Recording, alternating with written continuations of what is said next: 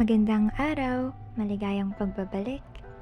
Hi guys, I'm sorry to keep you all waiting. Despite of that, I'm really moved that still there are people from all over the world who keeps on commenting and reminding me to make a new content this time. Again, I'm really sorry. Actually, I've been so busy with my studies as well because I'm also learning a language right now and it really needs focus. So yeah, so much for that. Let's do our best and I'll try to help you as much as I can. I hope you learn a lot from this video. This is about the conjugation of a verb and the purpose why you're doing that verb. So yeah, from the title itself, benefactives, it's just about who gets the benefit. So yeah, let's learn Filipino today. Okay, first let's know about this benefactive or benefactive subject. It's just you do something for the benefit of something or someone. So yeah, just so easy. So now let's proceed with our conjugation. Now let's start with the root word. Here I'll give you an example. This is the word luto. Luto. And this means cook. Cook. Yeah. And we have here three conjugations. We have Ipinang, Ipinam, Ipinag. So yeah, this is kind of confusing at first, but I think later on you'll get used to it. Okay, so here we have Ipinang luto. We use Ipinang here.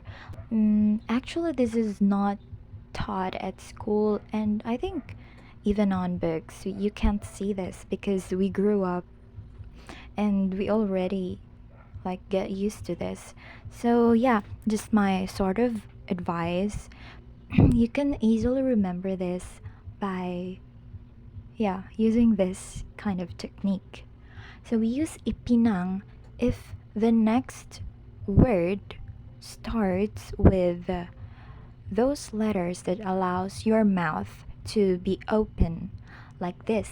We have L, letter L. So you should like a little bit needs to open your mouth, right? So you use Ipinang, L.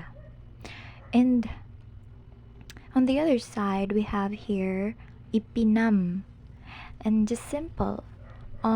If the next word starts with letters that your mouth should be like closed, like words that starts with letter B and P, those kind of words, you use Ipinam.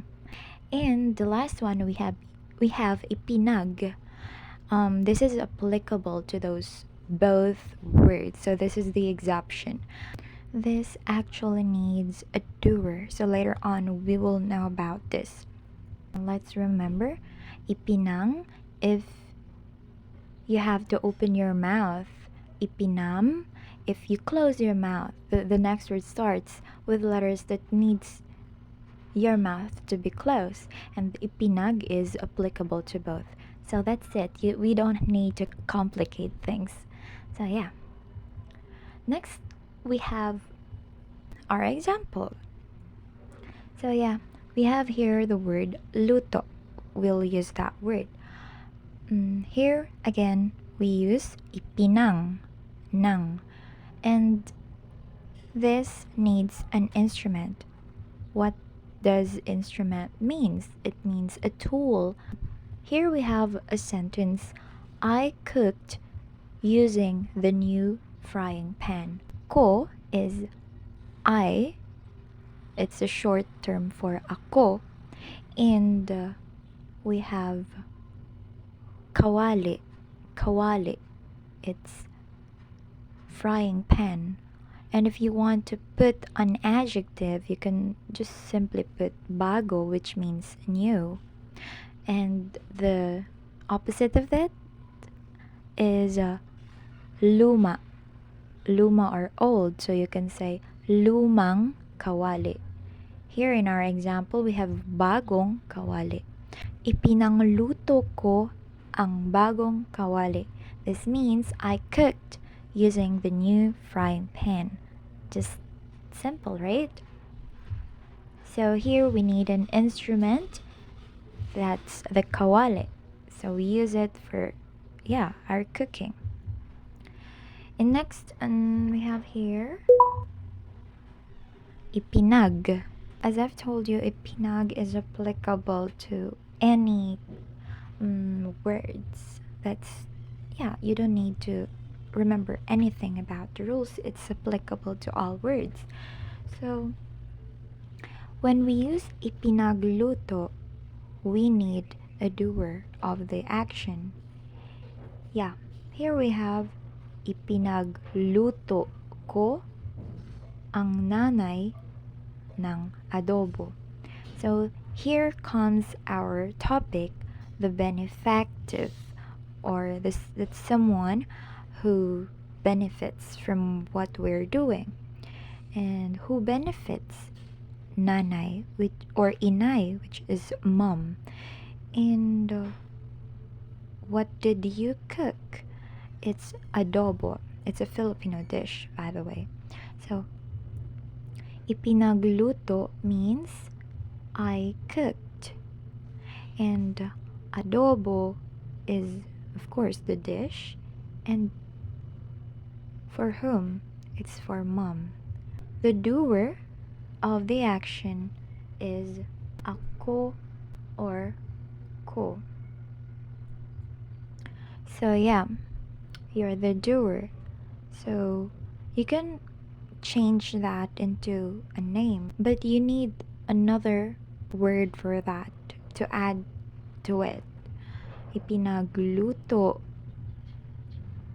ni. You add the word ni. And then a name. So for example, your name is Maria.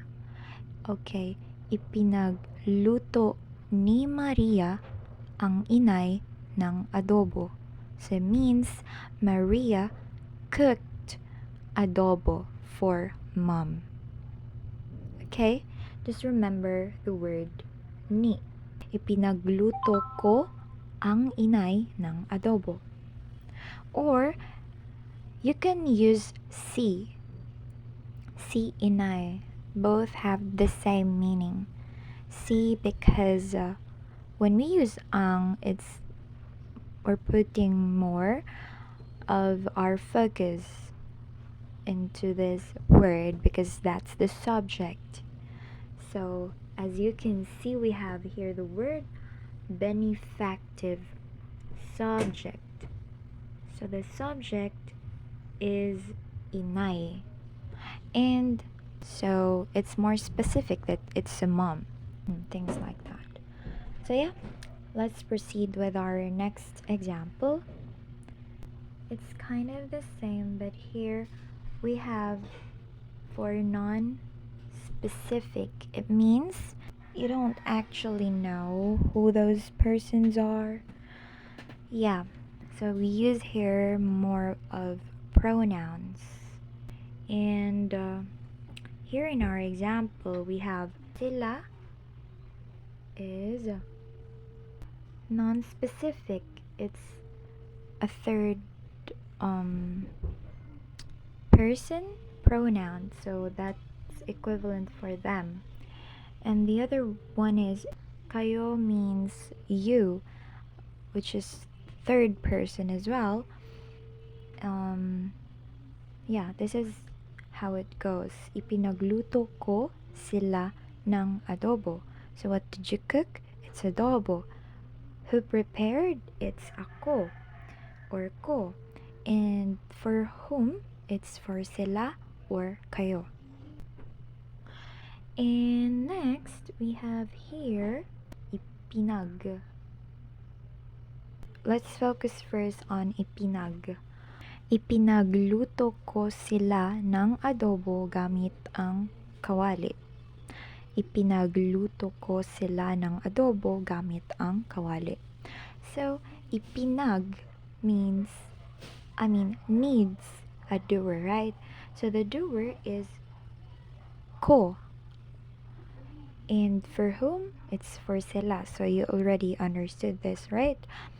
And the additional one here is this called instruments or tools.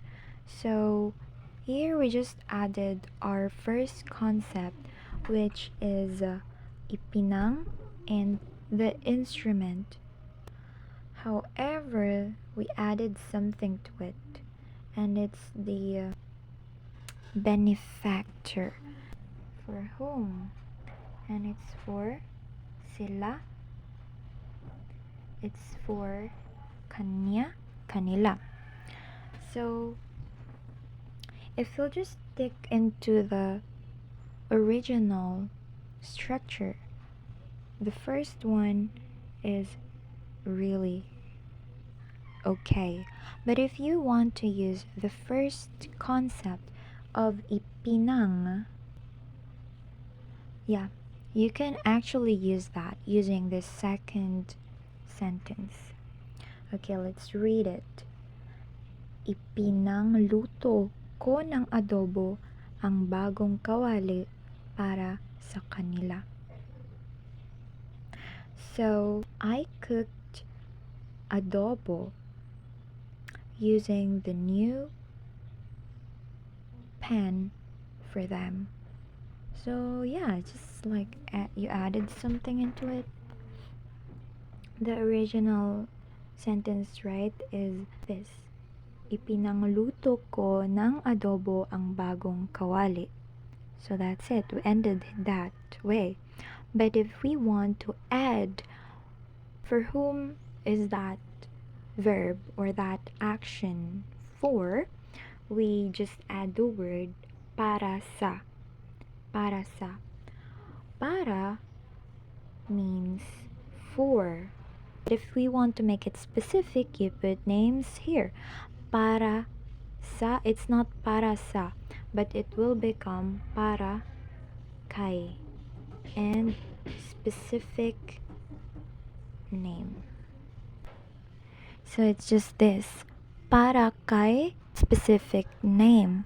And para sa, it's non-specific, so you can put here pronouns or even a noun. Yeah, you can use a noun here for non-specific. Things like para sa pangarap. Pangarap is dream. Yeah. So you do that thing for your dreams or something else. For now, just remember para sa for non-specific and para kay for specific. So that's it. Okay, now let's have hear more examples. What I want you to do is to construct the sentence using what we've learned. First thing you need to do is to identify which one is the correct pair of the verb, if it is ipinang or ipinam. Okay, here we have the sentence, the man walked with a stick or cane. A man is lalaki. Lalaki. Walk is lakad. Lakad. With is gamit ang, or the formal way is sa pamamagitan ng. Sa pamamagitan ng. Next is stick. Tungkod. Now I'll give you few minutes to answer this.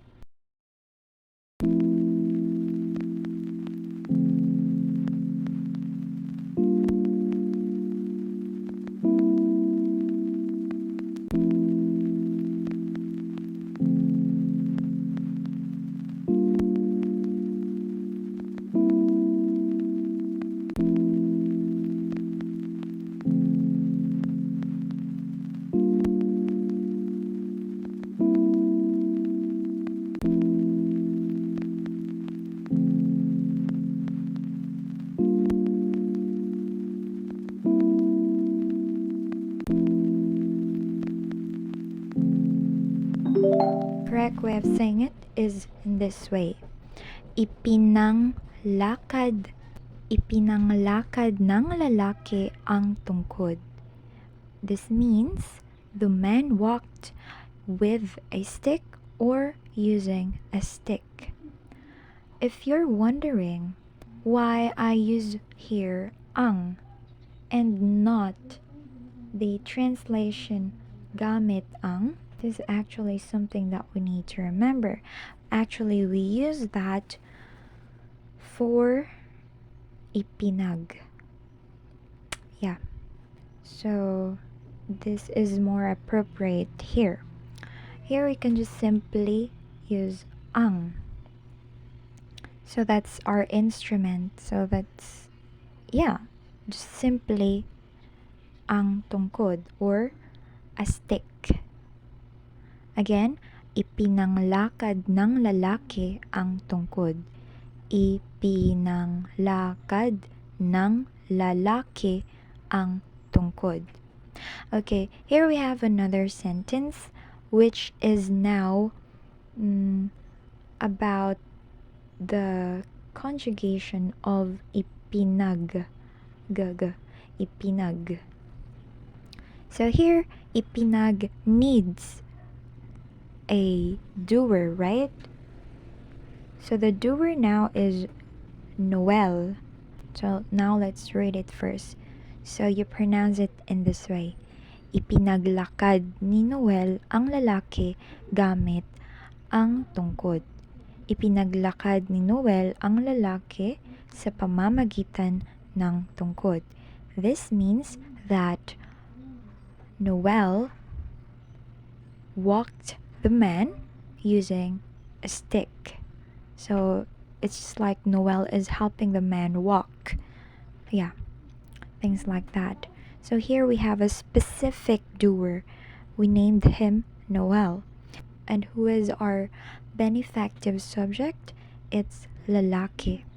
And what instrument did we use? It's the tungkod, right? And so that's why now we need to use these with sa pamamagitan or gamit ang. Yeah. Now let's have another example to better understand it. Here we have, I bought a phone using my savings. So the words are I, which is ako, buy, bili, using savings, which is ipon or naipong pera. Pera means money. Again, you use this for ipinag, okay? Simply use ang here for the savings. If you want to use it for ipinam or ipinang. So that's the first thing we need to do. Which one do you think is the correct one? Ipinang or ipinam?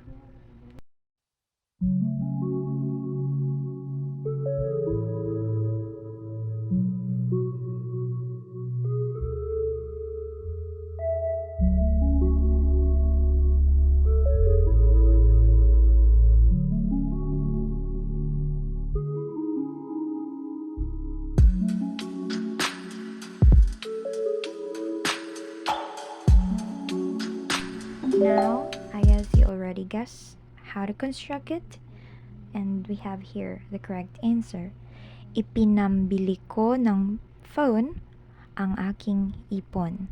So, phone in Filipino, it's telepono. But actually, telepono literally means telephone. So, yeah, I think we should stick with just phone. We use ipinam because again, your mouth is closed, right? When you produce the sound of letter B. So, ipinambili ko. So, who is the doer? Ko or ako. And what did you buy? You bought a phone. A phone. And what did you use? Or your instrument? we have here savings. So you use your ipon.